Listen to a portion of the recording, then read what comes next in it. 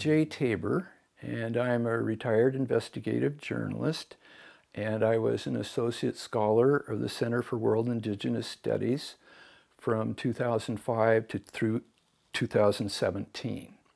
And I helped them, I wrote 145 articles for their website, and helped start Intercontinental Crime Magazine, which is an affiliate of the center. And in my younger years, I was a member of the Seafarers Union, working in Washington and Alaska, where I met and worked with tribal and First Nations fishermen, and first became acquainted with tribal culture. And I think that background was part of what motivated me when I became a researcher doing investigative work on the anti-Indian movement 20 years later.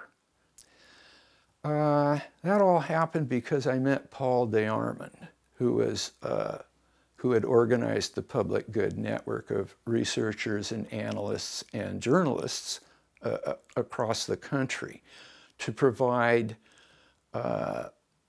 information on opponents of environmental laws and treaty rights. Paul's intellect in informing our research was vastly appreciated.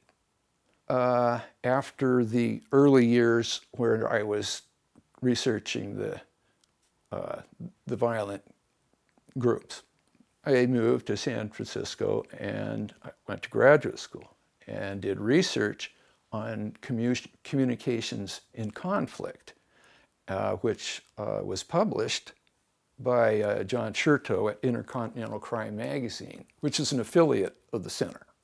And then Paul DeArmond, once again, he organized a national human rights conference to talk about the anti-immigrant organizing, because that's another network that can work with the anti-Indian network. Anybody who's racist, eventually they're going to work together. So in 2005, Paul organized the National Human Rights Conference, focused on the anti-immigrant organizing, mostly by the Republican Party. But I was on a panel at that conference. I spoke. And that, combined with my master's thesis that John published in abridged form, got me invited by Rudy in 2005, late, to be a contributing editor of Fourth World Journal, their academic publication. I saw a niche for myself with my focus on communications and conflict, how to communicate effectively in conflict situations like the tribes are in, or indigenous peoples everywhere in the world.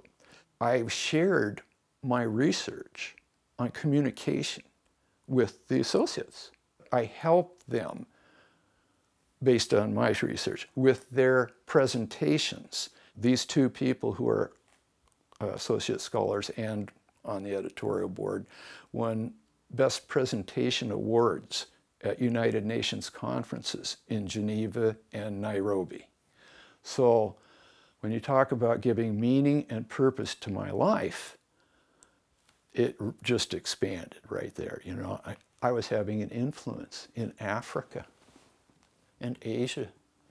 This is something I talk to people about. What you do, what you establish, what you document and achieve in your life, it doesn't have to go on the way that you did it after you. What you're providing is knowledge and an archive that others that follow you can access and then be more effective in their work. And yeah, it'd be nice if it went on forever and it was a big hit and we were all on television and superstars, but not going to happen. All we can do is lay the groundwork like Rudy did, like Joe De La Cruz did, for the next generation to hit the ground running.